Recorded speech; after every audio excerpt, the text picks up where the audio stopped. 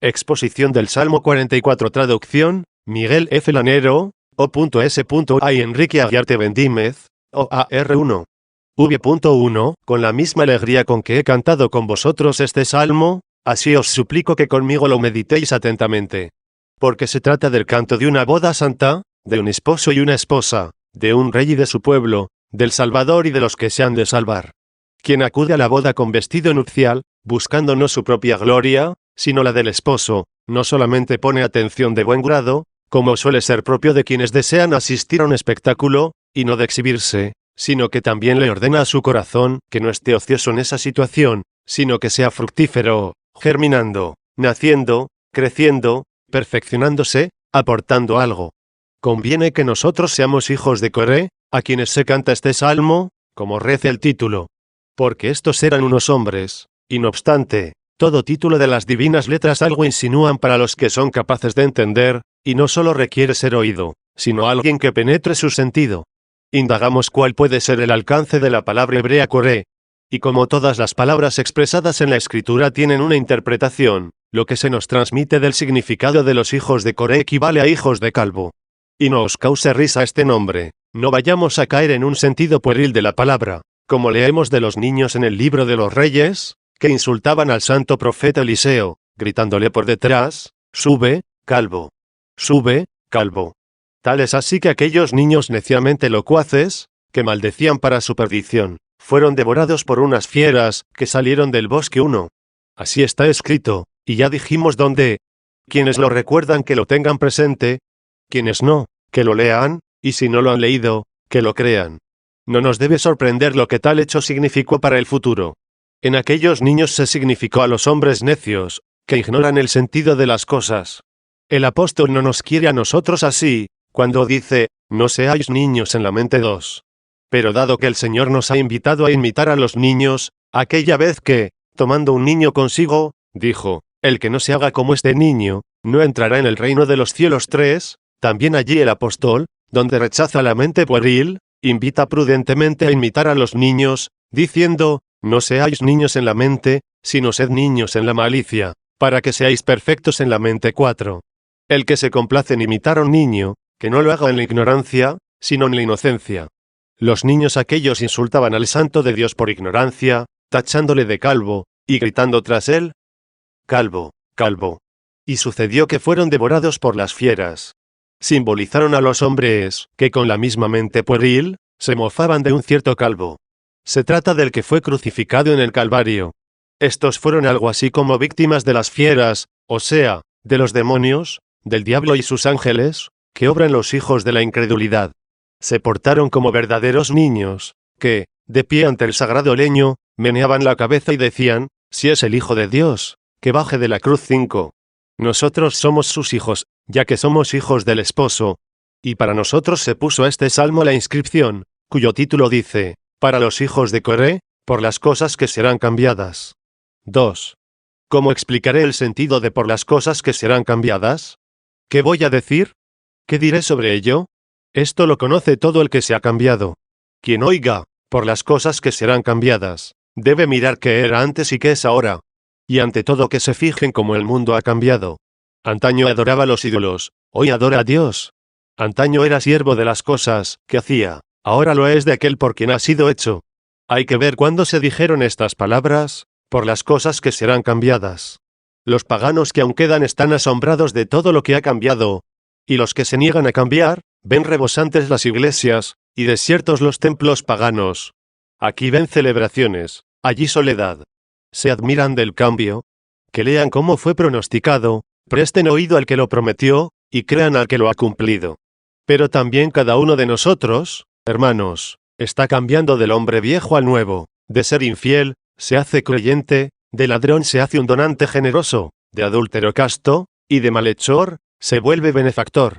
Así que se nos cante a nosotros, por las cosas que serán cambiadas, y comience ya a narrar por obra de quien han cambiado. 3. Prosigue el Salmo, por las cosas que serán cambiadas, a los hijos de Coré para su conocimiento, cántico para el amado. El amado fue visto por sus perseguidores, pero sin comprenderlo. Porque si lo hubieran conocido, jamás habrían crucificado al Señor de la Gloria 6. Para este conocimiento buscaba él otros ojos, cuando decía, quien me ve a mí, ve al Padre 7. Que lo cante ya, pues, el Salmo, alegrémonos en la boda, y también nosotros estaremos con los que festejan la boda, invitados a ella. Los invitados son la esposa. La esposa, en realidad, es la Iglesia, y el esposo Cristo. Suelen recitar los declamadores a los que se van a casar ciertos cánticos, llamados epitalamios. Lo que en ellos se canta es para honra del esposo y de la esposa. ¿Acaso no hay también tálamo en esta boda, a la que somos invitados? ¿Cómo, si no, se canta en otro salmo, ha puesto su tienda en el sol, y él sale como el esposo de su tálamo? 8. He aquí la unión nupcial, la del verbo y la carne. El tálamo de esta unión es el seno de la Virgen. Porque ciertamente la carne se unió al verbo. Por eso se dice también, ya no son dos, sino una sola carne. 9. La Iglesia fue tomada del género humano, para que la cabeza de la Iglesia fuera la misma carne unida al verbo, y el resto de los fieles fueran los miembros de esa cabeza. ¿Quieres saber quiénes son los asistentes a esta boda? En el principio existía la palabra, y la palabra estaba con Dios, y la palabra era Dios. 10. Alégrese la esposa, amada por Dios. ¿Cuándo fue amada? Cuando todavía era fea. Todos pecaron, dice el apóstol, necesitan la gloria de Dios. 11.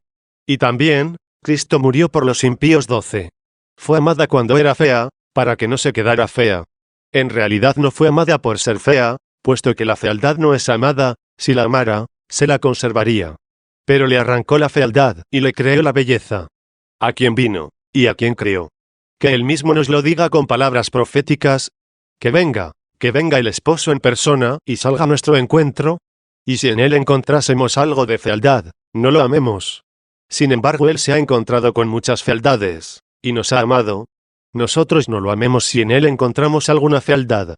Porque por el hecho de haberse revestido de carne, se llegó a decir de él, lo vimos y no había en él un aspecto atrayente. 13. Si tienes en cuenta que la razón por la que llegó a este estado fue la misericordia, ahí sí tiene hermosura. Pero el profeta hablaba en nombre de los judíos, cuando decía, lo vimos y no había en él un aspecto atrayente. ¿Por qué? Porque no entendieron. Para los que entienden, aquello de, y la palabra se hizo carne. 14 es una gran hermosura. Lejos de mí gloriarme, dijo uno de los amigos del esposo, si no es en la cruz de nuestro Señor Jesucristo. 15. Poco es no avergonzarte de ella, al contrario, debes incluso gloriarte en ella. ¿Por qué, entonces, no tuvo un aspecto atrayente? Porque Cristo crucificado fue un escándalo para los judíos y una locura para los paganos. ¿Y por qué, no obstante, hasta de la cruz le vino la hermosura? Porque la locura de Dios es más sabia que los hombres. Y lo que es débil para Dios, es más fuerte que los hombres. 16. Que a nosotros, que ya creemos, en cualquier situación que se nos presente, el esposo sea bello. Hermoso por ser Dios, la palabra con Dios. Hermoso en el seno de la Virgen, donde no perdió su divinidad, y tomó la humanidad. Hermoso como la palabra recién nacida. Porque aun siendo un infante sin palabras, al mamar, al ser llevado en brazos, los cielos hablaron, los ángeles cantaron alabanzas, una estrella guió a los magos, fue adorado en el pesebre y manjar de los mansos. 17. Es, pues, hermoso en el cielo, hermoso en la tierra, hermoso en el seno materno, hermoso en brazos de sus padres, hermoso en sus milagros, hermoso en los azotes, hermoso al invitar a la vida, hermoso no preocupándose de la muerte, hermoso entregando su vida, hermoso al recuperarla, hermoso en la cruz, hermoso en el sepulcro, hermoso en el cielo. Escuchad este cántico para entenderlo, y que la debilidad de la carne no aparte vuestros ojos del esplendor de su hermosura. La suprema y auténtica hermosura es la justicia. A nadie verás ser hermoso si lo encuentras malvado. Si es totalmente justo, lo es también bello. Que se acerque ya a nosotros para que lo contemplen los ojos del Espíritu, descrito por un profeta panegirista suyo, y que comienza así. 4. V.2 Prorrumpió mi corazón una palabra buena. ¿Quién dice esto, el Padre o un profeta? Creyeron algunos, efectivamente, que era el Padre personalmente el que dijo, prorrumpió mi corazón una palabra buena, dándonos a entender un nacimiento inefable. Y para que no pensaras que Dios había utilizado algún medio para engendrar a su Hijo, como sucede con el hombre, que necesita de la unión conyugal para engendrar hijos, y sin la cual es incapaz de procrear. Para que no se te ocurriese pensar que Dios necesitó algo así para engendrar a su Hijo, prorrumpe, dice, mi corazón una palabra buena. Hoy tu corazón, oh hombre, puede engendrar una decisión, sin necesidad de buscar esposa.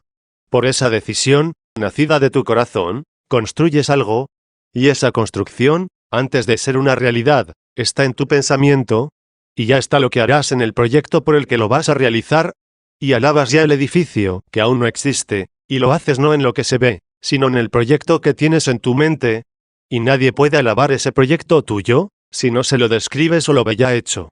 Luego, si todo fue hecho por medio de la palabra, y la palabra viene de Dios, mira la obra realizada por la palabra, y de tal construcción podrás admirar el proyecto pensado. ¿Cómo será la palabra, por la que se hizo el cielo y la tierra, y todas las maravillas del cielo, toda la fecundidad de la tierra, la anchura del mar, el extenso volumen del aire, el esplendor de los astros, la claridad del sol y de la luna? Estas cosas las vemos, pero vete más allá, trasciéndelas. Piensa en los ángeles, en los principados, los tronos, las dominaciones, las potestades, todo fue hecho por medio de ella. ¿Y cómo se pudieron hacer todas estas maravillas? Porque brotó el ser por el cual fue posible hacerlas, la palabra buena. Luego buena es esta palabra. Y a la misma palabra se le dijo, Maestro bueno. Y él respondió, ¿por qué me preguntas sobre lo bueno? Nadie es bueno. Solo hay uno bueno, Dios. 18. Se le dice, Maestro bueno, y dice, ¿por qué me preguntas sobre lo bueno? Y añade luego, nadie es bueno más que uno, Dios. ¿Por qué es bueno él también, sino porque es Dios? No solo es Dios, sino que con el Padre es un solo Dios. No creamos que al decir, nadie hay bueno más que uno, Dios, se apartó de Dios, sino que se unió a él. Prorrumpe mi corazón una palabra buena. Dijo esto Dios Padre de su palabra buena y benéfica para nuestro bien, y gracias a ese único bien, podemos ser nosotros buenos de cualquier modo que lo seamos. 5. Continúa el Salmo, yo digo mis obras al Rey. Será todavía el Padre quien habla. Si es así, miremos a ver cómo hemos de entender esto según la fe auténtica y católica, le digo mis obras al Rey. Porque si el Padre le comunica sus obras a su Hijo, nuestro Rey, ¿qué clase de obras le comunicará al Hijo, siendo así que todas las obras del Padre han sido realizadas por el Hijo? ¿O se trata, quizá, de que al decir, le digo mis obras al Rey, en ese le digo está significando la generación del Hijo? Me temo que este misterio no pueda quizás ser comprendido por los más lentos en entender. Pero a pesar de ello lo voy a decir. Que me siga el que pueda, no sea que por no decirlo, se quede sin captarlo el que sea capaz de ello. En otro salmo leemos esto, Dios habló una sola vez. 19. ¿Cuántas veces habló por los profetas, cuántas por los apóstoles? Y hoy sigue hablando por sus santos. Y sin embargo dice, Dios habló una sola vez. ¿Cómo puede ser esto, sino porque pronunció su única palabra?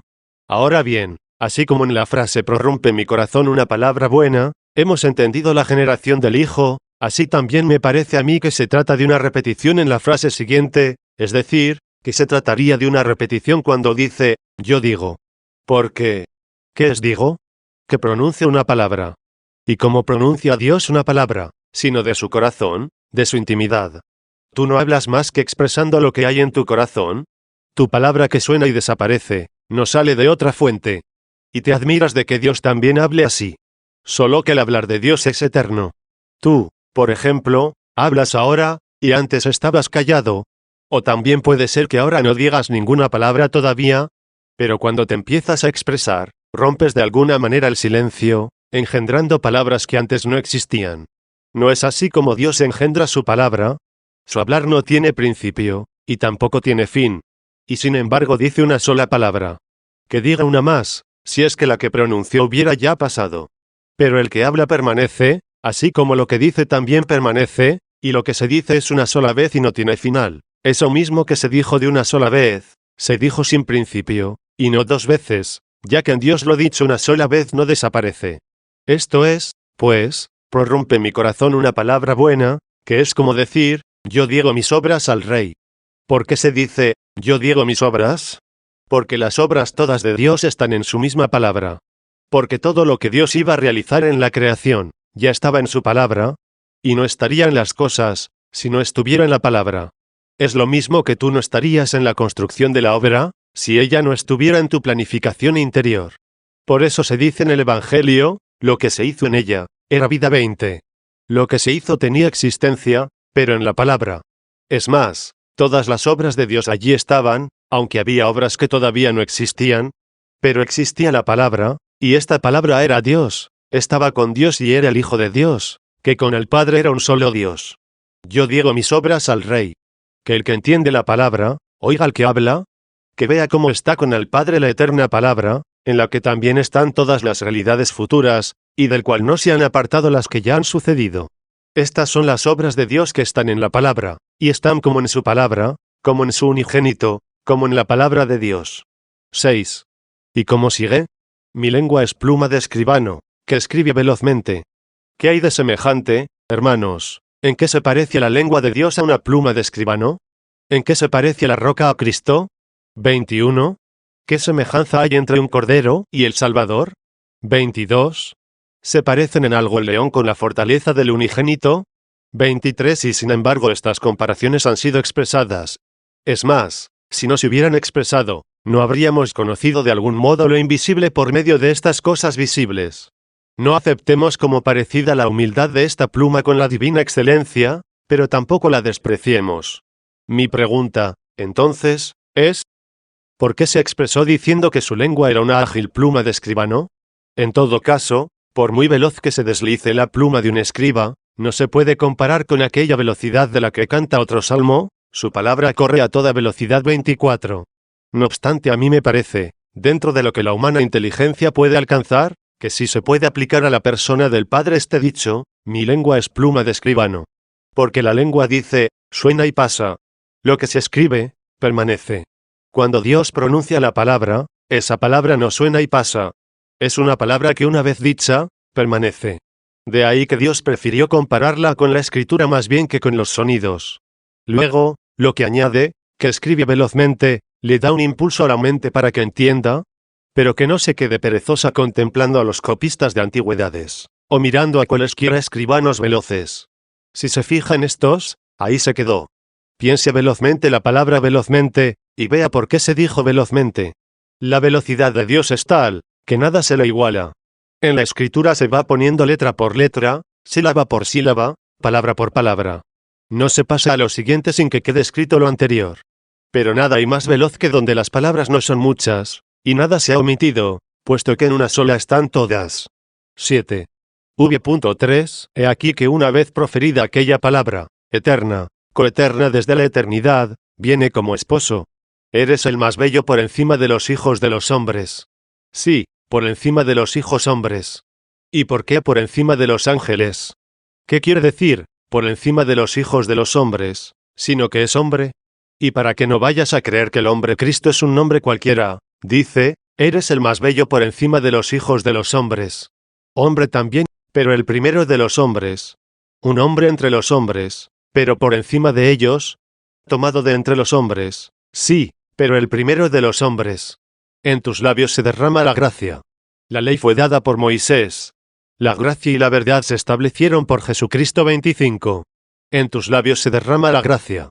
Con razón se me ha concedido a mí, puesto que mi deleite está en la ley de Dios según el hombre interior. Pero hay otra ley en mis miembros, que se opone a la ley de mi espíritu y que me tiene cautivo de la ley del pecado, que hay en mis miembros. Desgraciado de mí. ¿Quién me librará de este cuerpo de muerte? La gracia de Dios por Jesucristo nuestro Señor. 26. Así pues, en tus labios se derrama la gracia. Llegó a nosotros con palabra de gracia, con el beso de la gracia. ¿Habrá algo más dulce que esta gracia? ¿Qué objeto tiene esta gracia? Dichoso el que está absuelto de sus maldades, y a quien le han sepultado sus pecados. 27. Si el juez viniera con severidad, y no nos hubiera traído esta gracia derramada en sus labios, ¿quién podría tener alguna esperanza de salvación? ¿Quién no debería temer lo que se merece un pecador? Al venir él con la gracia, no exigió la deuda, pagó él lo que no debía. ¿Acaso el pecador no era reo de muerte? ¿O lo que tú, pecador, merecías? ¿Qué era sino el castigo? Te perdonó tus deudas, y pagó las suyas, que no debía. ¡Oh gran gracia! ¿Por qué es gracia? Porque es gratuita. Por eso a ti se te permite dar gracias, pero no restituir. No eres capaz.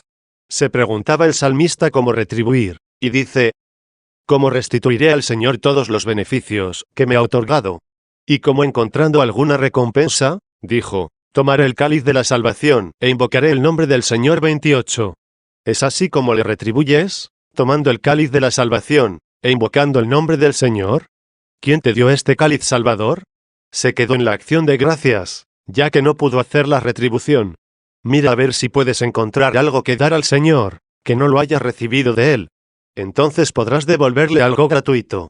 Pero atención, no sea que al buscar qué le podrás devolver, que de Él no lo hayas recibido, lo encuentres, tu propio pecado. Esto, claro está, no lo has recibido de Él, pero tampoco se lo debes dar. ¿Fue esto lo que le dieron los judíos, pagándole males por bienes? De Él recibieron la lluvia, pero no le dieron frutos, sino las espinas de sus sufrimientos. Luego cualquier bien tuyo que quieras ofrecerle al Señor, será únicamente el que has recibido de Dios. Esa es la gracia derramada en sus labios. Te dio el ser, y te lo dio gratis. Nada debía a nadie antes de crearlo. Después te hallaste perdido, y Él fue en tu busca. Te encontró y te volvió a llamar. No tuvo en cuenta tu pasado, y te prometió el futuro. Realmente en tus labios se ha derramado la gracia. 8. Por eso, dice, Dios te ha bendecido para siempre. Nos cuesta trabajo entender que estas palabras sean dichas también por Dios Padre, por eso Dios te ha bendecido para siempre. Parecería más oportuno tomar estas palabras como venidas personalmente del profeta. De hecho, en los santos libros de la Escritura hallamos repentinos cambios de personas, totalmente imprevistos. Es más, si nos fijamos, están llenas las divinas páginas de estos cambios. Por ejemplo, Señor, libra mi alma de los labios inicuos y de lengua dolosa, y a continuación, ¿qué te va a dar o qué te añadirá contra la lengua traidora? En la primera frase era una persona y otra distinta en esta segunda. Allí suplicaba, aquí se recompensa. Flechas agudas del potente, con ascuas devastadoras. Una es la persona que dice, ¿qué te va a dar o qué te añadirá? Y otra distinta en las palabras que siguen. Ay de mí, porque mi morada se ha vuelto lejana. 29. Un tan frecuente cambio de personas en tan pocos versículos, ¿nos estimula a indagar?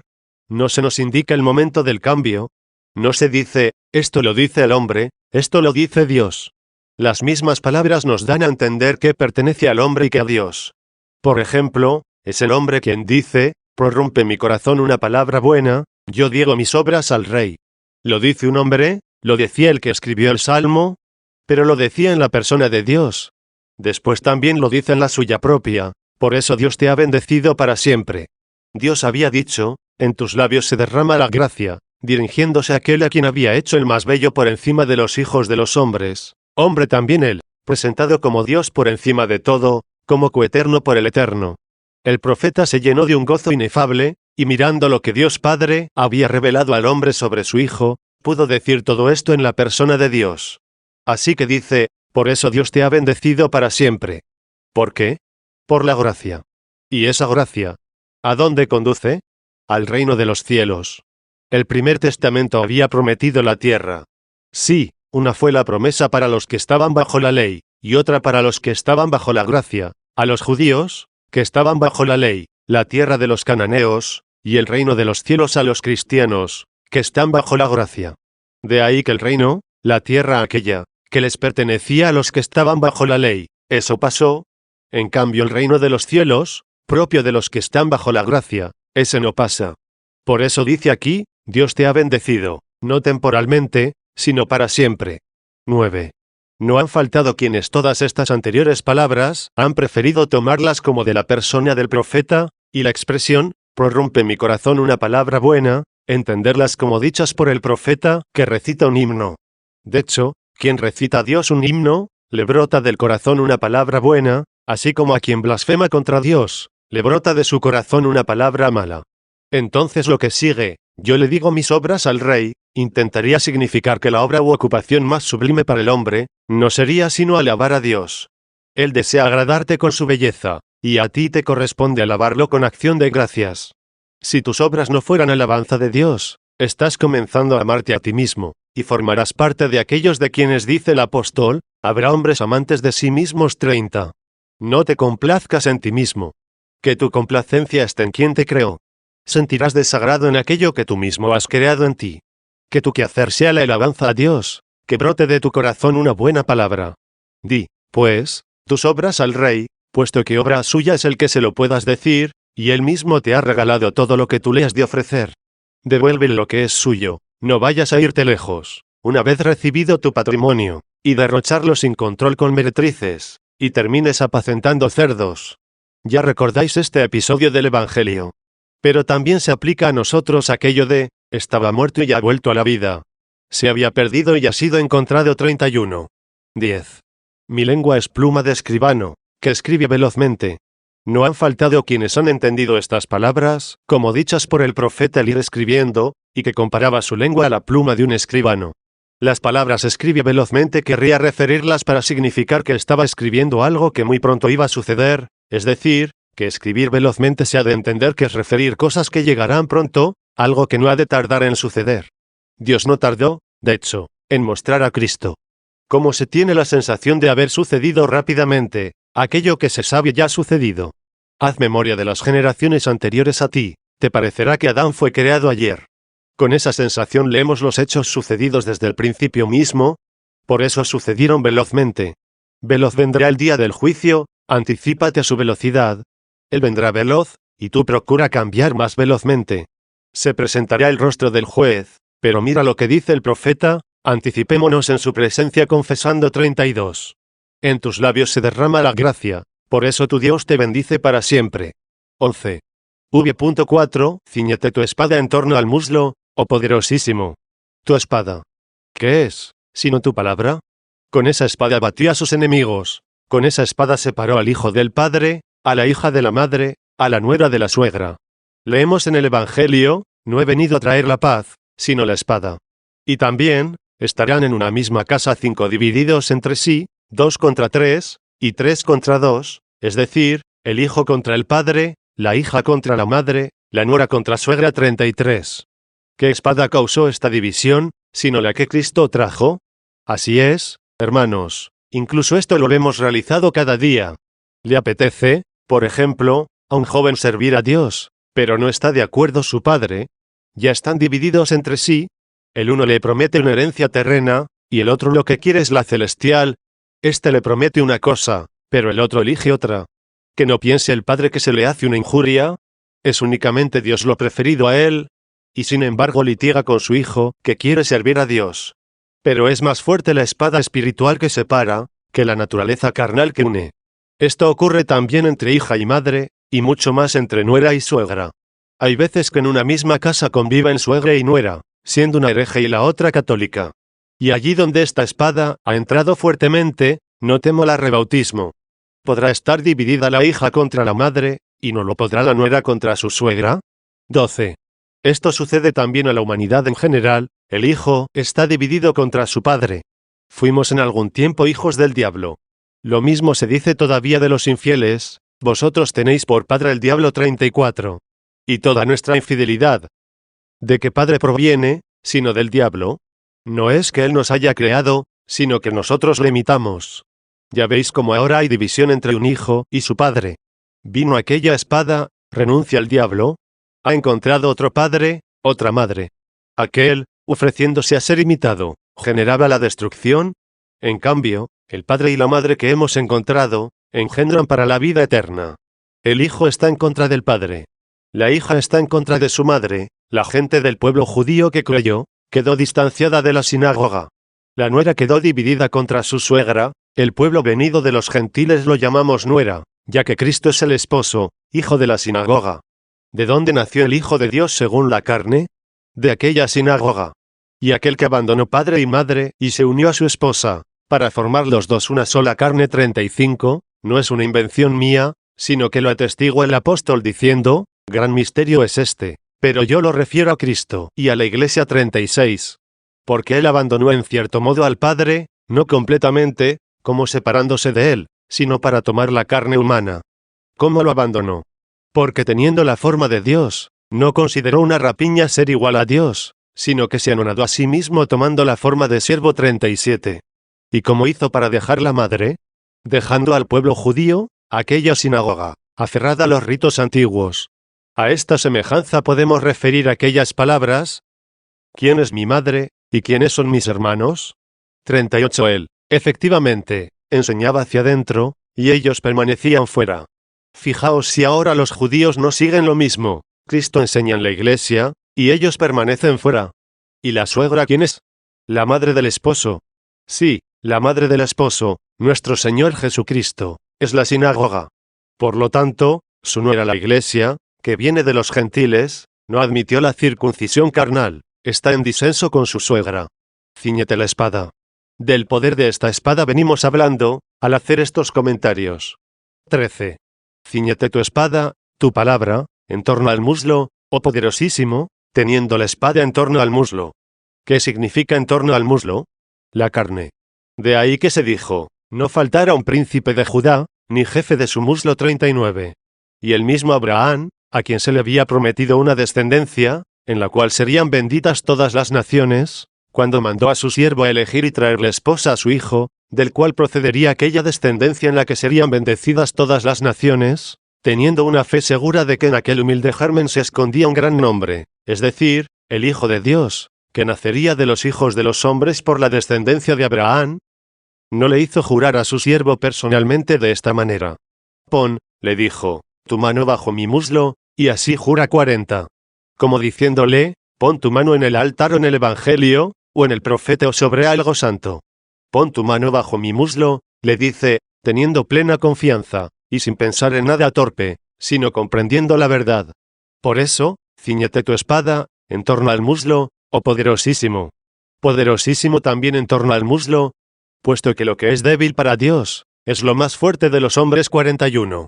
Oh poderosísimo. 14. V.5, con tu belleza y tu hermosura. Recibe la justicia, por la que siempre eres bello y hermoso. Marcha, avanza victorioso y reina. ¿Acaso no lo vemos? Ya sin duda se cumplió. Mirad el orbe entero. Ya marchó, ya avanzó victorioso y ya reina. Todas las naciones le están sometidas. ¿Qué quería decir aquello de ver en el espíritu? Lo que ahora es experimentar en la realidad. Cuando estos oráculos se pronunciaban, todavía Cristo no reinaba de esta manera, aún no había comenzado su marcha, aún no había avanzado, solo era anunciado. Ahora se han evidenciado, ya las tenemos. En muchas de estas cosas tenemos a Dios como dador, y en pocas de ellas por deudor. Marcha, avanza victorioso y reina. 15. Por la verdad, la mansedumbre y la justicia. Se nos ha dado la verdad, cuando la verdad brotó de la tierra, y la justicia miró desde el cielo. 42. Cristo fue presentado ante la expectación del género humano, para que en la descendencia de Abraham fueran bendecidas todas las naciones. Se ha predicado el Evangelio, es la verdad. ¿Dónde está la mansedumbre? Han padecido los mártires, y eso ha hecho que el reino de Dios avanzara mucho y se promoviera entre todas las naciones. Sufrían los mártires y no claudicaban ni ofrecían resistencia. Ellos lo manifestaban todo, sin ocultar nada. Estaban dispuestos a todo, nada rehusaban. ¡Qué gran mansedumbre! El cuerpo de Cristo fue quien realizó esto, lo aprendió de su cabeza.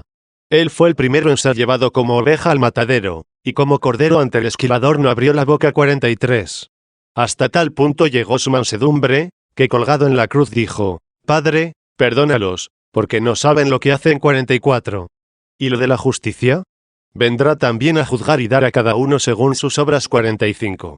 Predicó la verdad, sufrió la iniquidad, traerá la equidad. Y tu diestra te conducirá admirablemente. Nosotros seremos conducidos por su diestra, Él por la suya. Él es Dios, nosotros hombres. Él se ha guiado por su diestra, es decir, por su poder.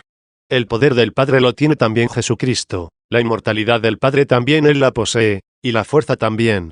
Su diestra lo conducirá admirablemente, realizando maravillas divinas, sufriendo dolores humanos, borrando con su bondad las maldades humanas. Incluso es conducido hasta donde no está todavía, y es su diestra la que lo conduce. Lo conduce a aquello que Él mismo ha entregado a sus santos.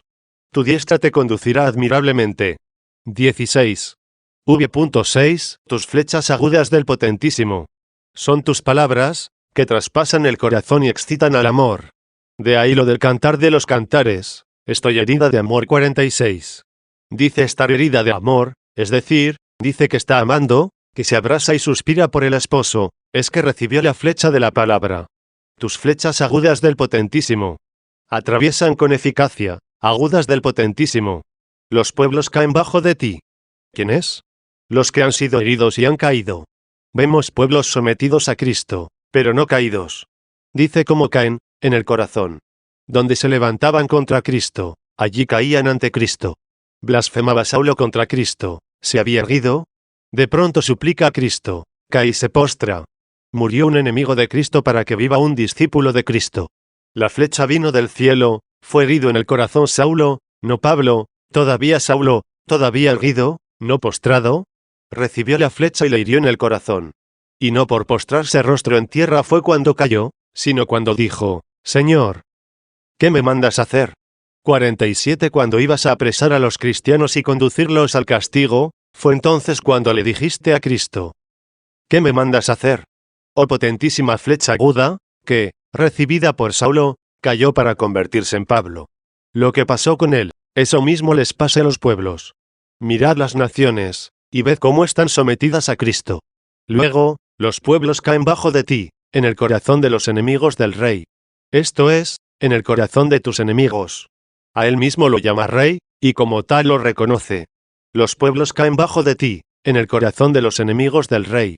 Eran enemigos, aceptaron tus saetas y se rindieron ante ti. De enemigos se convirtieron en amigos. Los enemigos murieron, son amigos los que viven. A esto alude lo del título, por las cosas que serán cambiadas. Pretendemos comprender cada una de las palabras, cada uno de los versos. Así también deseamos que nadie dude en afirmar esto de Cristo. Los pueblos caen bajo de ti, en el corazón de los enemigos del rey. 17. V.7 Tu trono, oh Dios, por los siglos de los siglos. Porque Dios te ha bendecido por siempre, por la gracia derramada en tus labios. El trono del reino judaico era temporal, y pertenecía a los que vivían bajo la ley, no a los que estaban bajo la gracia.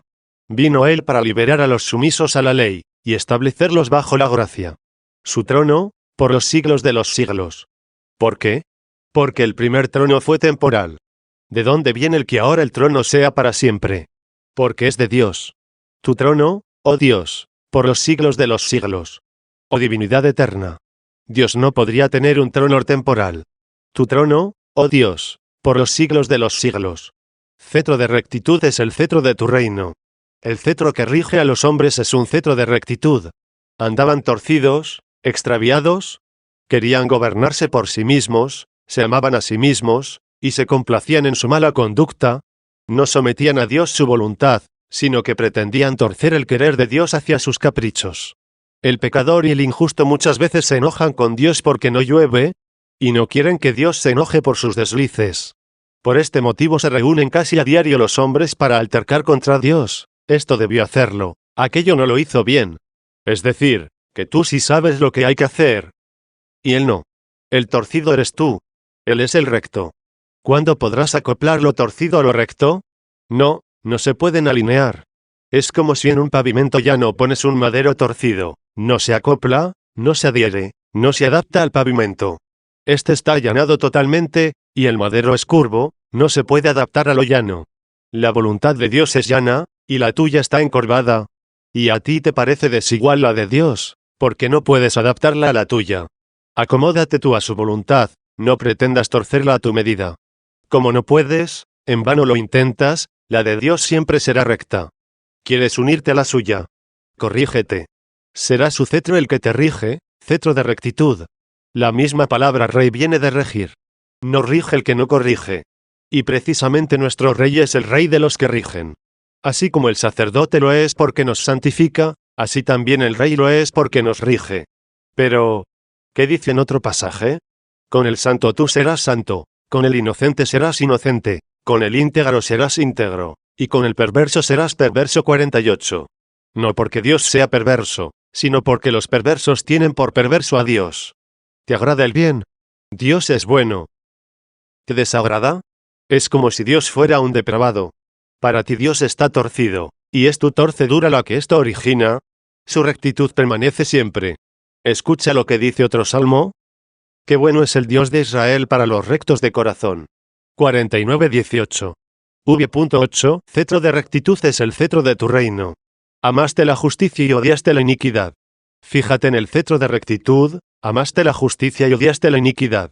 Acércate a este cetro, sea Cristo tu Rey, que sea este el cetro que te rija, para que no te quiebre. Porque su cetro es férreo, inflexible. ¿Y qué se dice en otro lugar? Los gobernarás con cetro de hierro, los quebrarás como vaso de alfarero 50.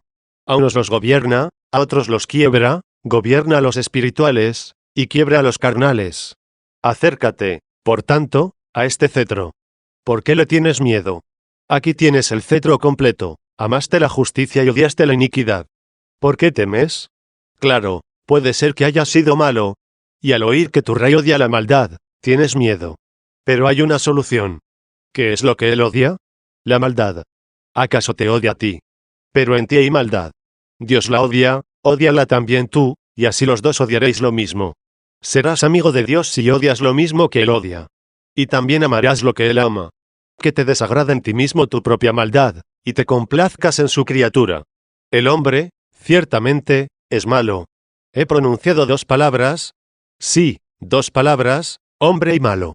En estos dos nombres uno es el de la naturaleza, y el otro el de la culpa. El primero es la obra de Dios en ti, el segundo es obra tuya. Ama lo que Dios ha hecho, y odiarás lo que has hecho tú, puesto que Él mismo lo odia. Mira cómo comienzas ya a unirte a Él, una vez odiado lo que Él odia. El pecado ha de ser castigado, ya que el cetro de su reino es un cetro de rectitud. ¿Y el pecado no lo castigará? Claro que sí, no puede por menos. El pecado hay que castigarlo. Si no fuera así, no sería pecado. Debes prevenirlo. ¿No quieres que Él castigue? Castígate tú. Él ahora todavía perdona, espera, detiene la mano, tensa el arco, es decir, te amenaza. ¿Gritaría tan fuerte que te va a herir, si te quisiera herir? Detiene la mano ante tus pecados, pero tú no la detengas. Conviértete para castigar tus pecados, porque el pecado no puede quedar impune. Sufrirá el castigo o bien de tu mano, o de la suya. Reconócelos tú para que Él te perdone. Pon tu atención en aquella metáfora del Salmo penitencial, aparta tu rostro de mis pecados 51. Dijo, ¿acaso, de mí? Claramente se dice en otro salmo, no apartes de mí tu rostro 52. Así que aparta tu rostro de mis pecados, es como decir, no quiero que veas mis pecados. Porque el ver de Dios es tomar en cuenta. De ahí que lo que el juez castiga, se dice que lo toma en cuenta, es decir, que pone atención en ello, y se fija precisamente para castigarlo, por ser juez. Así sucede con el juez Dios. Aparta tu rostro de mis pecados. Tú no apartes de ellos tu rostro, si quieres que Dios aparte su rostro de ellos. Mira cómo le ofrece esto a Dios en el mismo Salmo, yo reconozco, dice, mi delito, y tengo siempre presente mi pecado 53. No quiere que esté en la presencia de Dios lo que quiere que esté en su presencia. Cetro de rectitud es el cetro de tu reino. Que nadie abuse de la misericordia de Dios, su cetro es de rectitud. ¿Pretendemos, acaso, decir que Dios no es misericordioso? ¿Quién puede haber más misericordioso que el que perdona de tal modo a los pecadores, que se olvida de los pecados pasados de todos los que se convierten a Él?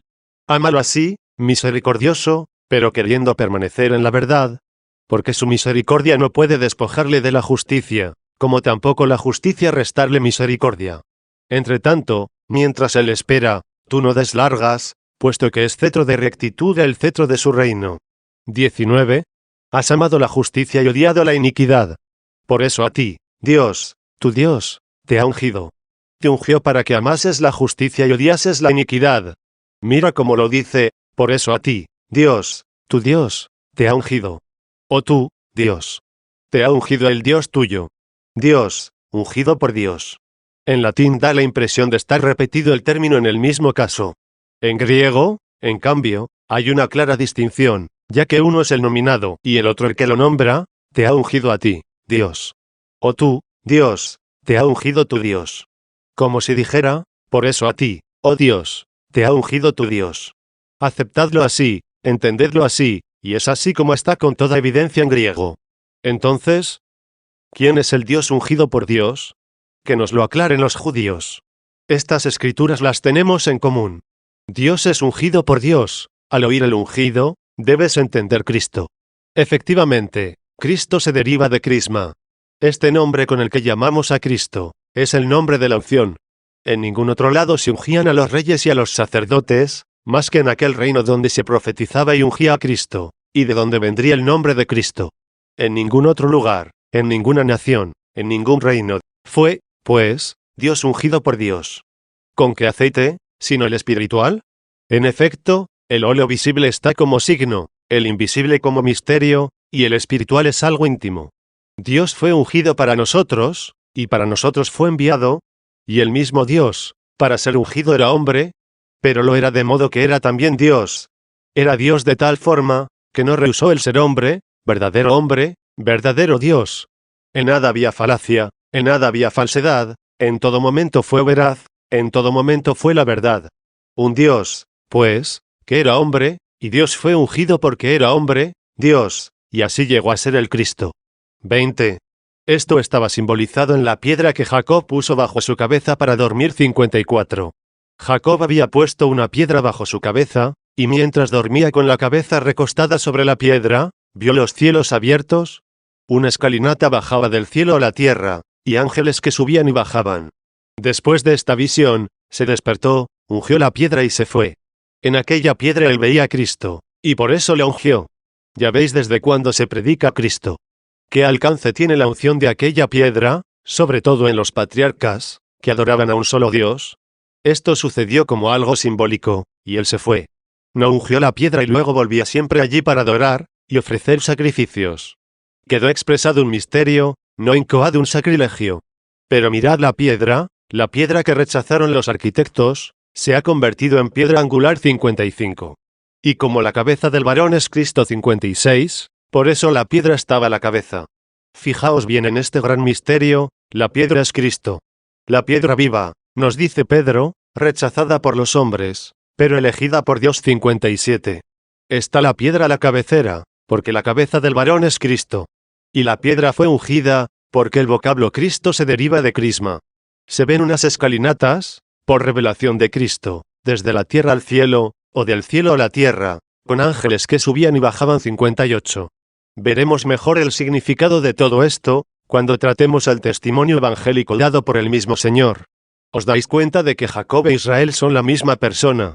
Se le cambió el nombre, llamándole Israel, después de haber luchado y vencido al ángel, y haber sido bendecido por el mismo a quien había vencido. 59. Algo así como cuando el pueblo de Israel derrotó a Cristo hasta crucificarlo. Y sin embargo fue bendecido en las personas, que creyeron en él por el mismo a quien derrotaron. Pero muchos no creyeron, y de ahí viene la cojera de Jacob. Bendición y cojera. Bendición en los que creyeron. Sabemos que después un buen número de aquel pueblo creyó. Y cojera en los que no creyeron. Como una mayoría no creyeron y hubo pocos creyentes, para provocar la cojera, le tocó el tendón del muslo.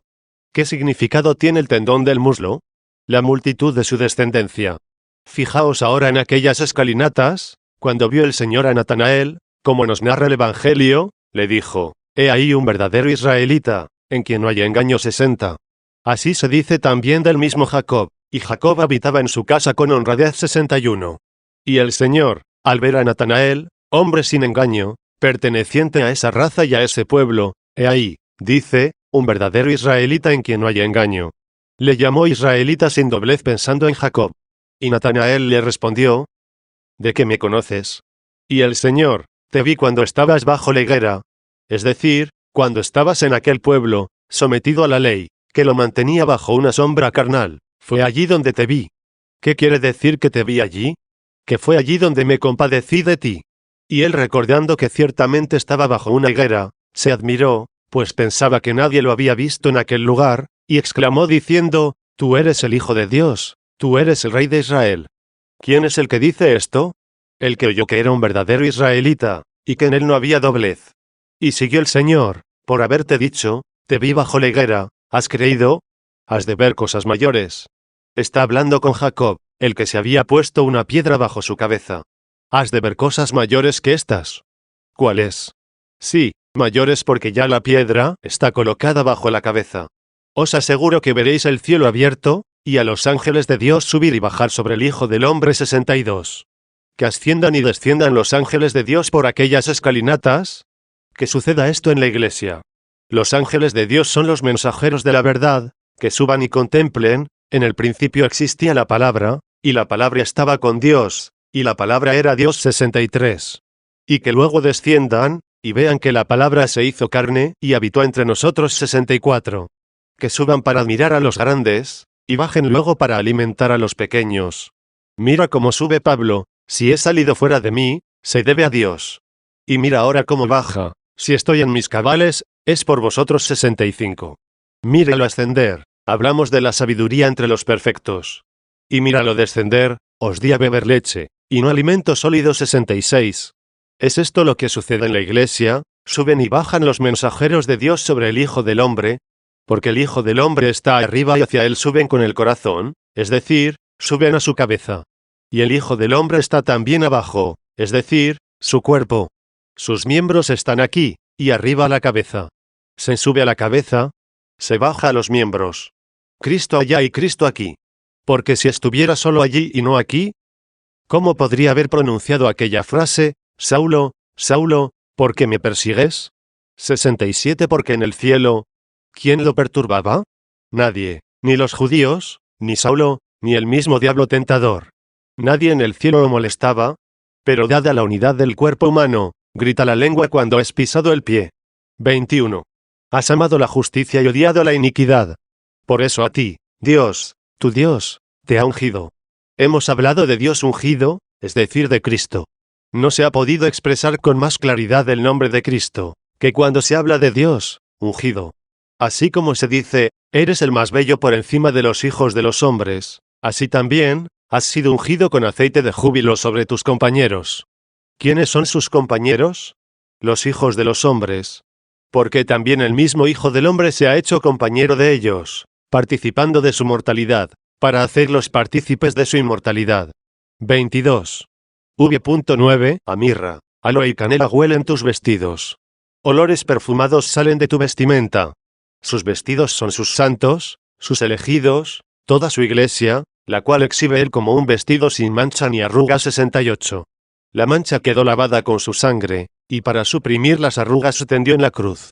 De aquí viene el buen olor, significado en algunos de los aromas citados. Escucha aquel Pablo, el mínimo, hablar sobre la orla del vestido que tocó aquella mujer que padecía flujo de sangre, y que fue curada 69. Mira lo que dice, somos el buen olor de Cristo en todas partes, tanto en medio de los que se salvan, como de los que perecen 70. No dijo, el buen olor de Cristo entre los que se salvan, y mal olor entre los que perecen.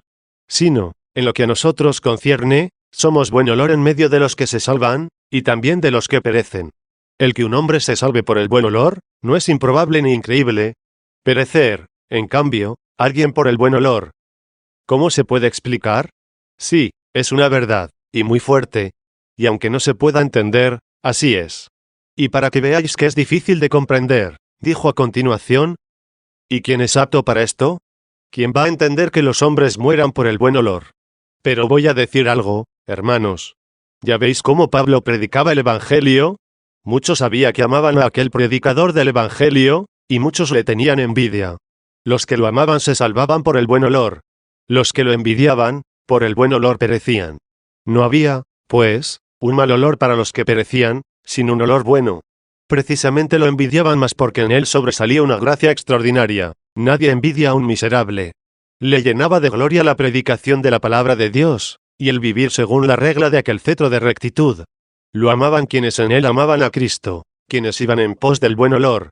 Al amigo del esposo lo amaba la esposa, que dice en el Cantar de los Cantares, correremos en pos del olor de tus perfumes 71. Los otros, en cambio, cuanto más lo veían glorioso por la predicación del Evangelio, y con una vida irreprochable, tanto más se recomían de envidia, siendo víctimas del buen olor. 23. V.10. A mirra, aloe y canela huelen tus vestidos, desde las moradas de marfiles, desde las cuales te han deleitado las hijas de reyes. Salones con marfiles, grandes casas, palacios reales, elige los que quieras, desde allí han deleitado a Cristo hijas de reyes. ¿Quieres interpretar los salones de marfil en sentido espiritual? Interpreta las grandes casas, las grandes tiendas de Dios como los corazones de los santos, y a ellos como a reyes que reinan sobre la carne y subyugan el tropel de las humanas pasiones, que castigan su cuerpo y lo someten a servidumbre. Tómalo como que desde ahí le han deleitado las hijas de reyes. En realidad, todas las almas, nacidas de la predicación y evangelización, son hijas de reyes, y las iglesias, hijas de los apóstoles, son hijas de reyes. Porque él es rey de reyes 72. y reyes son aquellos de quienes se dijo, os sentaréis sobre 12 tronos para juzgar a las 12 tribus de Israel. 73. Predicaron la palabra de la verdad, y engendraron iglesias, no para sí mismos, sino para él. De este misterio forma parte lo que está escrito en la ley: si un hermano muere, que su hermano tome a su mujer por esposa, y de descendencia a su hermano. 74. Tome a la esposa de su hermano, y de ella tenga descendencia, no para sí, sino para su hermano. Dijo Cristo, dile a mis hermanos. 75. Dijo en el Salmo, hablaré de tu nombre a mis hermanos. 76. Cristo murió, resucitó, ascendió, se ausentó corporalmente, sus hermanos tomaron a su esposa, para, por la predicación del Evangelio, engendrarle hijos, no por sí mismos, sino por el Evangelio, en atención al nombre de su hermano. Dice Pablo, porque yo os he engendrado en Cristo Jesús por el Evangelio. 77. De ahí que los que dieron descendencia a su hermano, no llamaron a los engendrados paulinos o petrinos, sino cristianos. Fijaos cómo en estos versículos está también presente el mismo sentido. Cuando dice, desde las moradas de marfiles, se refería a aquellas reales, amplias, hermosas, cómodas, como son los corazones de los santos, y añadió, desde los cuales te festejaron las hijas de reyes en honor tuyo, puesto que le suscitaron descendencia a su hermano. Y por eso, a los que Pablo había suscitado para su hermano, al ver que recurrían a su nombre, exclamó, ¿acaso Pablo fue crucificado por vosotros? ¿Qué dice la ley? Que el nacido lleve el nombre del difunto. Nazca para el difunto, lleve el nombre del difunto. Pablo observa esta norma. A los que pretendían llevar su nombre, los disuade y les dice, ¿acaso Pablo fue crucificado por vosotros? Poned la atención en el difunto. ¿Fue Pablo acaso crucificado por vosotros? Y entonces, que cuando tú los has engendrado, les has puesto tu nombre, no lo hagas.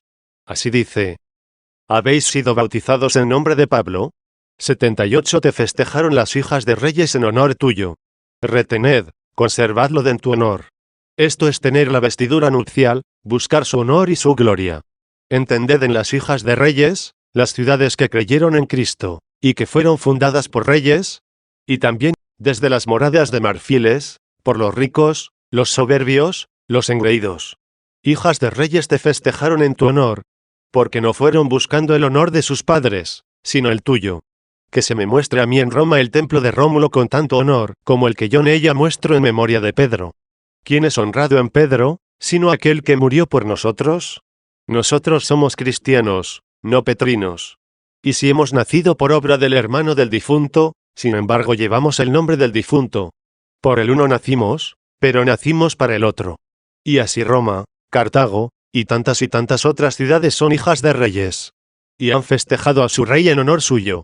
Y de todas ellas se constituye como una sola reina. 24. ¿Y cuál es el canto nupcial?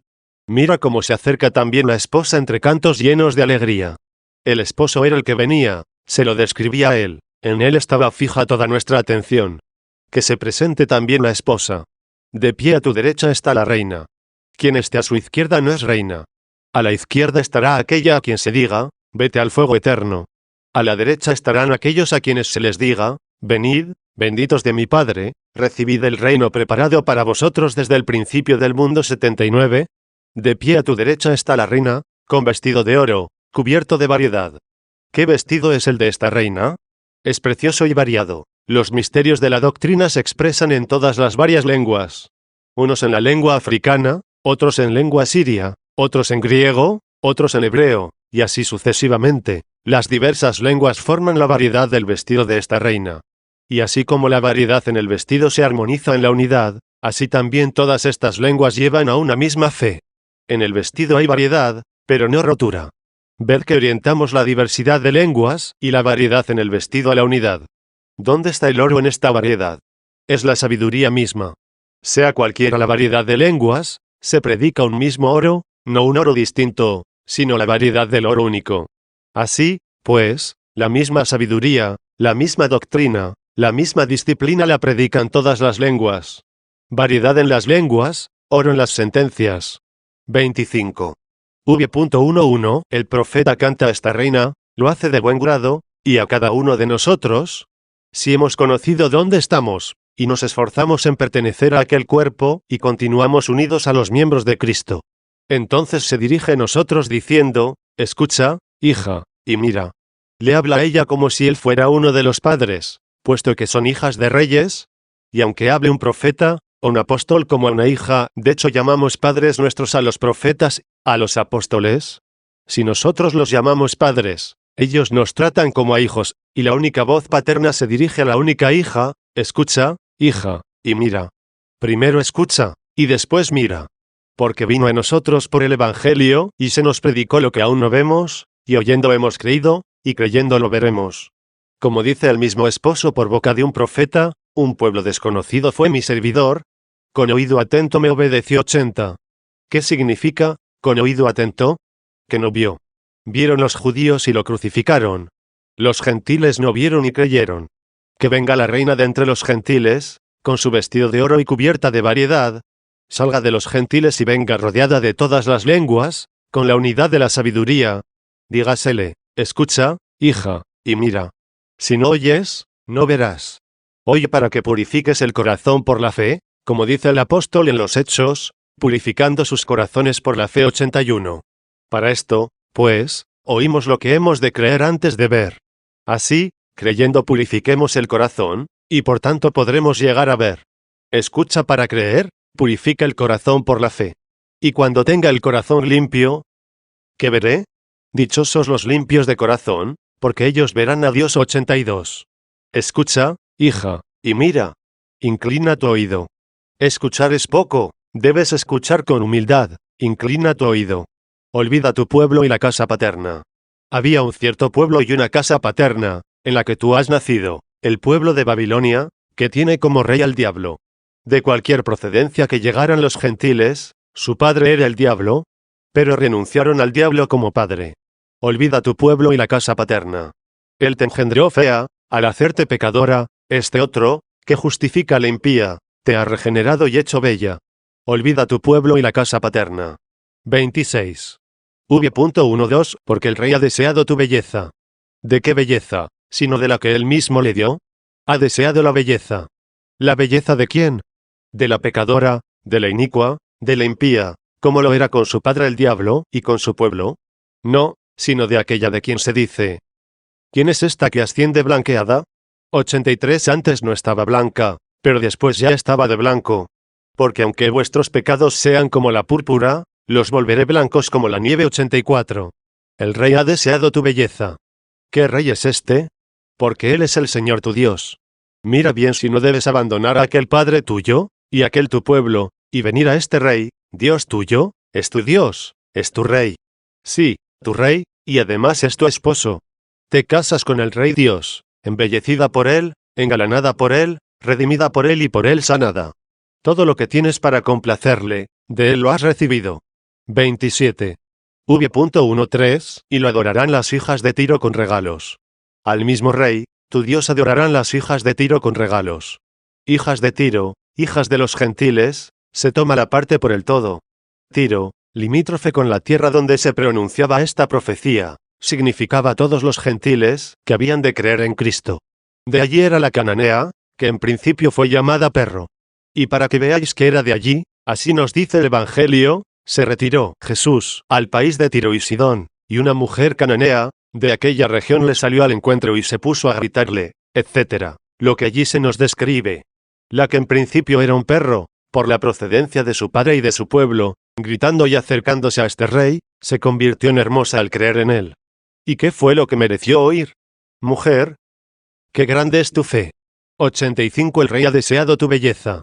Y le adorarán las hijas de Tiro con regalos. ¿Qué regalos? De esta forma quiere este rey que se acerquen a él para colmarles de sus tesoros. Él les ha concedido con qué llenarlos y que vosotros se los llenéis. Que vengan, dice, que lo adoren con regalos. ¿Qué significa con regalos? No amontonéis tesoros en la tierra, donde la polilla y la carcoma los arruinan, y donde los ladrones abren boquetes y roban. En cambio atesorad tesoros en el cielo, donde ni el ladrón ni la carcoma los echan a perder. Porque donde esté tu tesoro, allí estará también tu corazón. 86. Venid con ofrendas, dad limosna y todo será puro para vosotros. 87. Venid con ofrendas a aquel que dice, prefiero la misericordia al sacrificio. 88. A aquel templo que antiguamente era la sombra del futuro, se venía con toros y carneros, con cabritos, con animales de diversas especies, aptos para el sacrificio, a fin de que en su sangre se realizase un hecho y se significase otro. Ahora ya llegó la sangre que prefiguraban todos ellos. Vino el rey en persona, y quiere regalos. ¿Qué regalos quiere? ¿Limosnas? Es él quien ha de juzgar, y es él quien remunerará sus ofrendas a algunos. Venid, dice, benditos de mi Padre, recibid el reino que os está preparado desde la creación del mundo. ¿Por qué? Tuve hambre y me disteis de comer. Tuve sed y me disteis de beber. Estuve desnudo y me vestisteis. Fui peregrino y me acogisteis. Enfermo y en la cárcel y me visitasteis. Estas son las ofrendas con que adoran al rey las hijas de Tiro. Porque cuando le digan, ¿cuándo te vimos así? Y él, que está arriba y abajo, por los mensajeros que suben y bajan, responderá, cuando a uno de mis más pequeños lo hicisteis, a mí me lo hicisteis. 89. 28. Y lo adorarán las hijas de Tiro con regalos. ¿Quiénes son las hijas de Tiro, y cómo lo han de adorar con regalos? Lo quiso explicar más ampliamente diciendo, los ricos del pueblo buscarán tu rostro. Las hijas de Tiro, en adoración con regalos, son los ricos del pueblo, a los que se dirige el amigo del esposo. A los ricos de este mundo diles que no sean soberbios, ni pongan su confianza en la incertidumbre de las riquezas, sino en el Dios vivo, que nos lo procura todo en abundancia para que lo disfrutemos.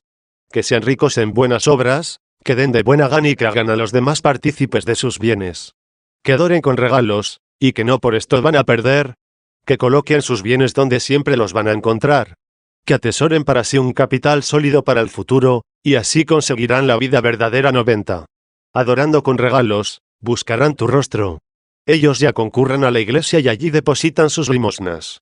No lo hagan fuera de la iglesia, quiero decir, no lo hagan estando fuera, háganlo en la iglesia. El rostro de esta esposa y reina se mostrará a los que dan limosna. Por esta razón aquellos que vendían sus posesiones, venían buscando el rostro de esta reina con regalos, y cuanto traían lo depositaban a los pies de los apóstoles. 91. El amor en la iglesia era ardiente, el rostro de la reina era la iglesia, el rostro de la reina era el obsequio de las hijas de Tiro, es decir, el de los ricos que adoraban con regalos. Los ricos del pueblo buscarán tu rostro. Los que buscan el rostro, y ese mismo rostro, todos son una sola esposa, todos la única reina, formando parte todos, madre e hijos juntos, del Cristo total, perteneciendo a su cabeza. 29. V.14, 15. Pero como estas obras y estas limosnas se hacen por jactancia ante los hombres, por eso dice el mismo Señor, cuidaos de practicar vuestra justicia delante de los hombres para ser vistos por ellos. 92. Y dice cómo se deben hacer incluso públicamente en honor del rostro de la esposa, brillen vuestras obras delante de los hombres, para que vean vuestras buenas acciones, y glorifiquen a vuestro Padre, que está en los cielos. 93. No para buscar vuestra propia gloria en las buenas obras, que hacéis públicamente, sino para gloria de Dios. Y quién sabe, dirá alguien, si busco la gloria de Dios o la mía propia, porque lo que se ve es que yo doy al pobre, pero mi intención, ¿quién la ve? Te baste con que sea el que todo lo ve el que dará la recompensa. Ama interiormente el que ve el interior. Ama interiormente, sea amado íntimamente al que es autor de la misma belleza interior, toda la gloria de la hija del rey es interior. Por fuera no solo está el vestido de oro y variado, sino que la conoce bella por dentro el que ama su hermosura. ¿Cuáles son las intimidades de la belleza? Las de la conciencia. Es ahí donde Cristo ve, ahí es donde Cristo ama, es ahí donde Cristo habla, es ahí donde Cristo castiga, y ahí es donde Cristo premia. Que tu limosna sea en secreto, puesto que toda la gloria de la hija del rey es interior. Con orlas doradas y cubierta de variedad. La belleza por dentro. Las orlas doradas son la variedad de lenguas, el esplendor de la doctrina. ¿De qué sirve todo esto, si falta la hermosura interior? 30. Después de ella, son presentadas ante el rey las vírgenes. Realmente así ha sucedido. Ha creído la Iglesia, se ha difundido por todas las naciones. ¿Y ahora de qué modo desean las vírgenes complacer al rey? ¿Qué razón las estimula? El que la Iglesia las ha precedido. Después de ella, son presentadas ante el rey las vírgenes. A ti serán presentadas sus compañeras. No serán extrañas las que son presentadas, sino sus compañeras, las que le pertenecen. Y ya que dijo, al rey, vuelto a él dice, a ti, A ti serán presentadas sus compañeras. 31. V.16 serán presentadas con alegría y gozo. Serán conducidas al templo del rey. El templo del rey es la misma iglesia, entra en el templo la misma iglesia. ¿Y de qué está construido el templo? De los hombres que vienen al templo. ¿Quiénes son las piedras vivas, sino los fieles? Serán conducidas al templo del rey. Porque hay vírgenes fuera del templo del rey, las monjas herejes. Cierto que son vírgenes, pero ¿de qué les sirve si no son conducidas al templo del rey? El templo del rey está en la unidad. El templo del rey no está ruinoso, no está fragmentado, no está dividido. El cemento de sus piedras vivientes es la caridad. Serán conducidas al templo del rey. 32. V.17 A cambio de tus padres te han nacido hijos. Nada más claro. Contemplad el templo del rey, ya que de él se habla a causa de la unidad extendida por todo el mundo. Porque aquellas que han querido ser vírgenes, no podrán complacer al esposo si no son conducidas al templo del rey. A cambio de tus padres te han nacido hijos. A ti te han engendrado los apóstoles, ellos son los enviados, ellos los que predicaron, ellos son los padres. ¿Pero es que pudieron permanecer corporalmente presentes con nosotros? Y aunque uno de ellos dijo, mi deseo es morir y estar con Cristo, y esto es sin comparación lo mejor. Sin embargo, el permanecer vivo corporalmente es necesario por vosotros 94. Sí, esto lo dijo. Pero, ¿por cuánto tiempo pudo permanecer aquí? ¿Acaso hasta el presente? Tal vez hasta la posteridad. ¿Y entonces con su partida la iglesia ha quedado abandonada? De ninguna manera. A cambio de tus padres te han nacido hijos. ¿Qué significa esto? Como padres fueron enviados los apóstoles, y en su lugar te han nacido hijos, y han sido constituidos obispos. En efecto, los obispos de hoy, que están por todo el mundo. ¿De dónde nacieron? La misma iglesia los llama padres, ella los ha engendrado, y ella misma los ha establecido en las cátedras de los padres. No la tengas por abandonada, porque ya no ves a Pedro, ni a Pablo, porque no ves a aquellos de donde ella nació. De tu descendencia te ha crecido la paternidad. A cambio de tus padres te han nacido hijos, que nombrarás príncipes sobre toda la tierra. Mira que ampliamente se ha extendido el templo del rey, y que sepan las vírgenes, que no son conducidas al templo del rey, que no pertenecen a estas bodas. A cambio de tus padres te han nacido hijos que nombrarás príncipes sobre toda la tierra. Esta es la Iglesia católica, sus hijos han sido constituidos príncipes sobre toda la tierra, sus hijos han sido constituidos en lugar de los padres. Que recapaciten cuantos están separados, y que vengan a la unidad, que sean conducidos al templo del rey. Dios ha ido edificando su templo por doquier, ha solidificado el fundamento de los profetas y los apóstoles por todas partes. La Iglesia engendró hijos y los constituyó príncipes en lugar de sus padres por toda la tierra. 33. V.18 Recordarán tu nombre de generación en generación. Por eso los pueblos te alabarán. ¿De qué servirá alabarlo, y hacerlo fuera del templo? ¿De qué sirve rogar, y no hacerlo en el monte? A voz en grito invoqué al Señor, y Él me escuchó desde su monte santo 95. ¿De qué monte se trata? Del que se dijo, no es posible esconder una ciudad edificada sobre un monte 96. ¿A qué monte se refiere? Al que Daniel vio, salido de un pequeño pedrusco, y que arrasó con todos los reinos de la tierra, y llenó toda su superficie 97. Adore allí todo el que quiera recibir, pida allí el que quiera ser escuchado, confiese allí el que quiera ser perdonado. Por eso los pueblos te alabarán por los siglos de los siglos. En aquella vida eterna no habrá ya gemidos de pecadores, sino al contrario, en las alabanzas divinas de aquella sublime y eterna ciudad no faltará la confesión de tan grande felicidad. Alabarán a aquella ciudad, de la que canta otro salmo, cosas gloriosas dijeron de ti, ciudad de Dios 98.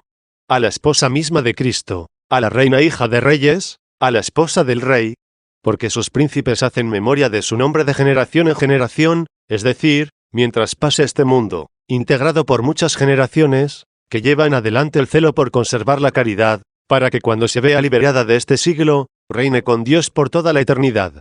Y por eso la alabarán los pueblos eternamente, allí donde los corazones de todos estarán patentes y manifiestos, iluminados por la caridad perfecta, para que sea plenamente conocida como universal, ella que aquí está oculta a sí misma en muchas de sus partes.